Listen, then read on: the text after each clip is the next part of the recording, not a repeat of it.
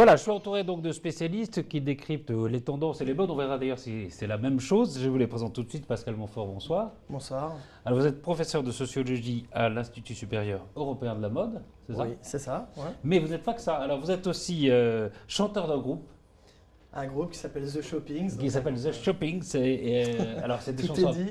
Voilà, c'est des chansons. On en entendra d'ailleurs un extrait tout à l'heure. Ouais. C'est des chansons assez hilarantes justement autour de la mode. Et voilà. Ouais, autour de la mode, de son environnement, enfin surtout de la son société, de quoi, son hein. époque surtout. Ouais, de l'époque. C'est une espèce de photographie de 2007. C'est ça. Et Ouais, puis vous êtes, alors je sais pas, rédac chef de ça Oui, éditeur, éditeur, rédacteur, enfin, vous faites tout, en fait. Un petit peu. d'un magazine qui s'appelle Yumi, sous-titre Fast Food Design Magazine, et ça c'est du numéro 2 qu'on voit là. Alors c'est assez, comment on dit, junk food, non? Un peu? Oui, c'est ça, un c'est peu ça. En fait, agressif, hein. c'est un magazine qui avait envie de célébrer un petit peu l'alimentaire industriel. Surtout un magazine français qui normalement célèbre en permanence la gastronomie. Moi, Oui. j'avais envie de parler de la nouveauté, du design, de la couleur, de la plaisanterie à travers l'alimentaire, et de le traiter comme un support de luxe et de mode. C'est ça, on le feuilletera un petit peu tout à l'heure. À votre avis, quel était l'objet 2007 élu par Time Magazine? Bah, bien, iPhone. on voulait pas le dire, pour, Voilà. sinon Il ça est faisait là. un peu téléphoner, Mais qu'est-ce que ça peut être? Quel succès Ça faisait de un peu téléphoner quand même, ce qu'on avait dit. Exactement. 1,3 million d'exemplaires vendus. Moi, j'ai un seul désespoir, c'est que j'ai pas eu, ce que je disais à monsieur, j'ai pas eu le temps d'aller l'acheter encore. Je l'aurais dit ce week-end. Même s'il est plus cher, même s'il est truc, Ouais. c'est qu'entre ça et ça, il y a pas photo. Il est plus beau. Absolument. Il est sensuel. Enfin, c'est de la technologie. C'est presque. Qu'est-ce que vous faites, celui-là? C'est presque érotique. C'est ludique, non? C'est ça? Mais celui-ci déjà, je sais même pas. Je saurais même pas par quoi commencer. Il y a déjà 3 boutons. Oui. Celui-ci, il y en a qu'un. Et puis, non, je même. Bon, enfin, voilà, on je suis va les d'accord. téléphones, mais voilà, Non. votre idée c'est que c'est un bel objet, quoi. Ah, pas seulement, non, il est vraiment, il est vraiment, il est érotique, quoi. Il est Ah, sensuel. J'ai pas l'impression de toucher une machine. J'ai presque l'impression de toucher de C'est la le grand peau, succès de ce produit. un être vivant. Non, mais quand vous enseignez par exemple à vos étudiants. Ouais, en fait, ce que j'enseigne, c'est, je leur apprends déjà à avoir une lecture plus intelligente du monde, en tout cas, une lecture plus visionnaire. Et je leur explique en fait que le fonctionnement d'une tendance et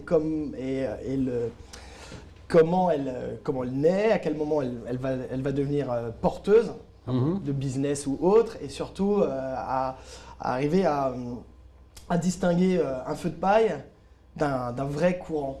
Parce que ça, c'est Et je leur enseigne, en fait, je leur donne des outils pour leur montrer que c'est pas de la magie, c'est pas Madame Irma, Irma. justement. Je vois du bleu, je vois du vert.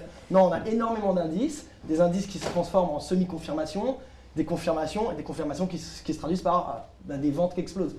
Et puis après, on passe à Donc, l'autre. pardon Les bureaux de style aujourd'hui, justement, ne cloisonnent pas et n'interdisent pas à leurs clients de créer, de prendre le contre-pied, de jouer la carte de la rupture. Enfin, au contraire, c'est-à-dire que suivre une tendance, courir à la traîne derrière une tendance, c'est sans doute un danger, c'est sans doute le plus grand des dangers. La seule chose peut-être qui a changé, effectivement, il y a une différence. Effectivement, on sait qu'un succès parisien, s'il fait mouche ensuite, la courbe montante va intervenir après coup en province.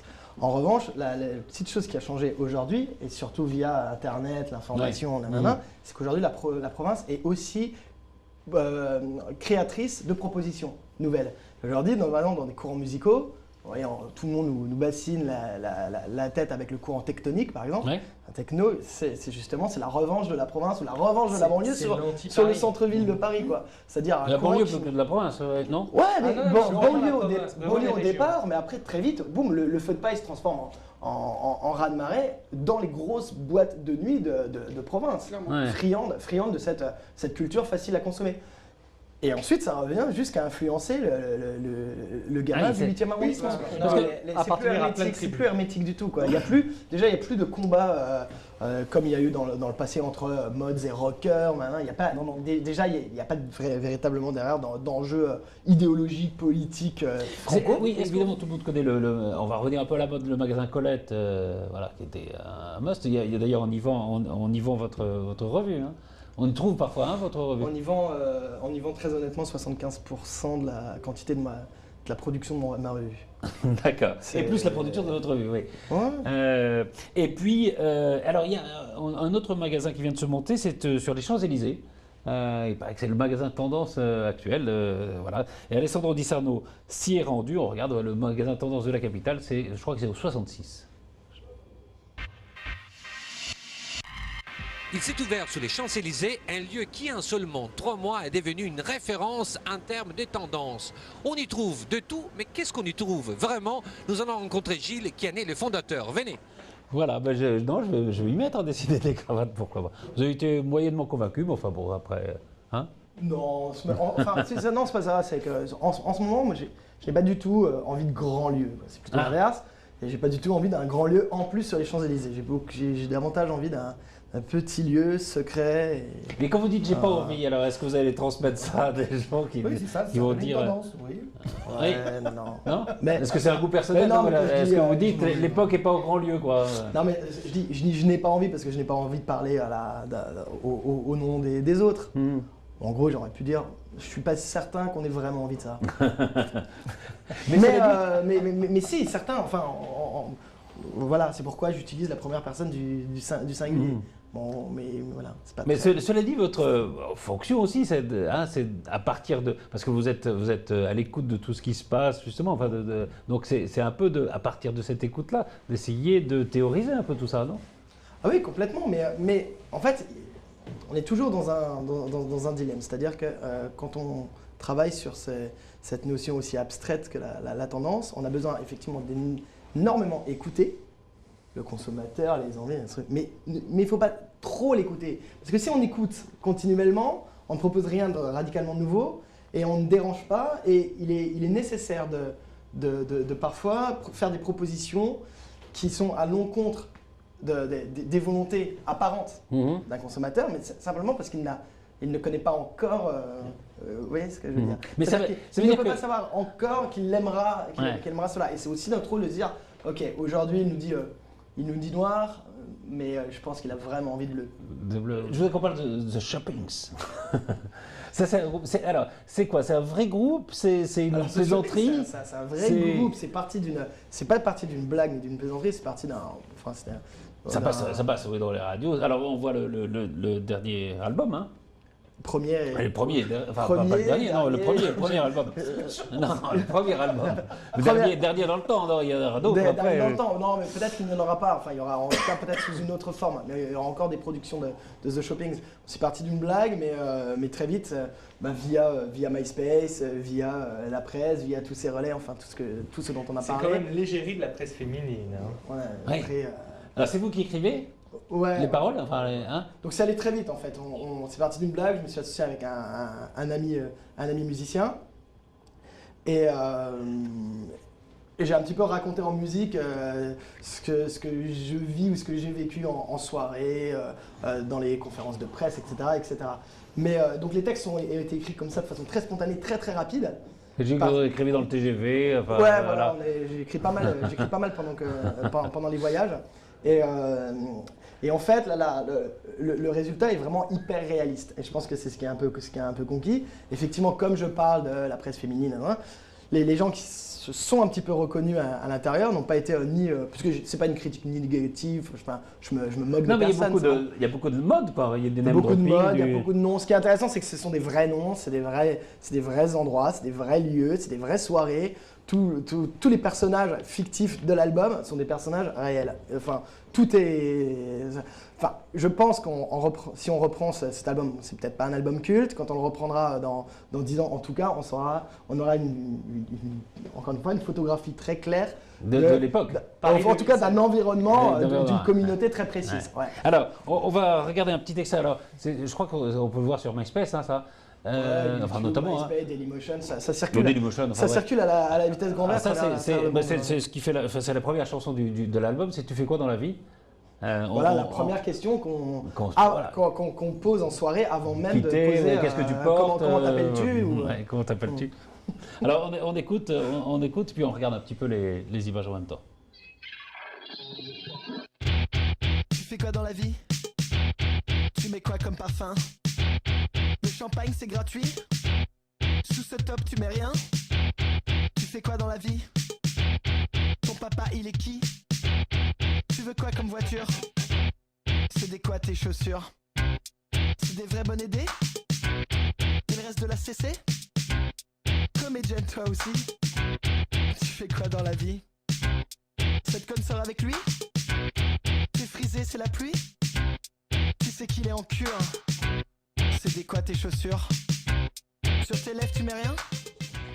Voilà, c'est un extrait. Hein. Ouais, voilà, donc c'est une succession de questions qu'on entend en soirée, qu'on entend quotidiennement.